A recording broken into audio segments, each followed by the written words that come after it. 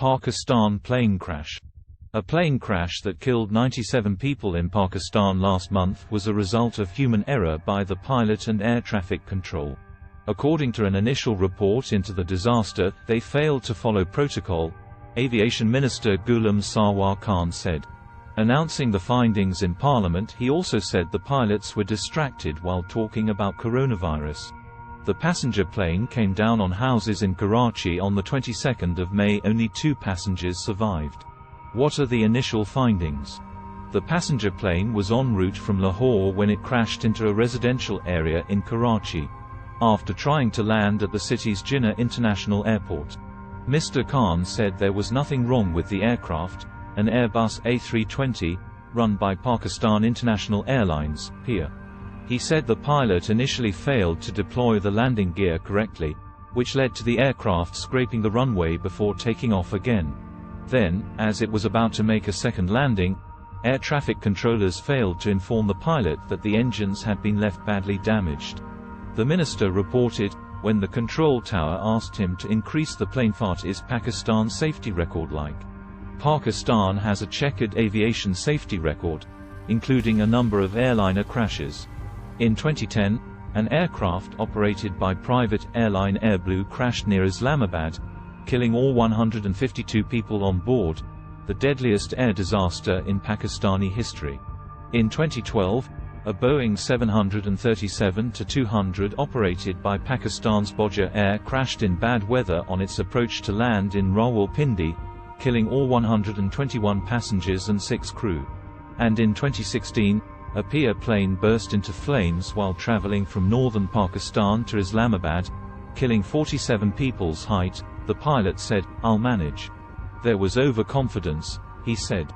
Mr. Khan said the full investigation report would be presented in a year's time and it would include details from a recording taken during the descent. He also promised a government restructuring of PIA, insisting action would be taken against rogue pilots. What happened on board? Purported audio of the conversation between air traffic control and a pilot for the second attempt was published shortly after the crash by Pakistani media outlets, in which the pilot is heard saying the plane has lost engines. An air traffic controller asks whether it is going to carry out a belly landing, to which the pilot replies, "Mayday, Mayday, Mayday," the final communication from the plane. Mohammed Zubair, one of the 2 surviving passengers, said there were 10 to 15 minutes between the first attempt at landing and the crash. No one was aware that the plane was about to crash. They were flying the plane in a smooth manner, he said. He recalled how he lost consciousness during the sudden descent, then woke up to smoke and screaming. PIA said the plane had joined the fleet in 2014 and passed its annual airworthiness inspection last November. The crash came just days after Pakistan began allowing commercial flights to resume after coronavirus restrictions were eased. Mr. Khan said the pilots were discussing the virus just before the crash, as their families had been affected. What is Pakistan's safety record like? Pakistan has a checkered aviation safety record, including a number of airliner crashes. In 2010, an aircraft operated by private airline Airblue crashed near Islamabad, killing all 152 people on board, the deadliest air disaster in Pakistani history.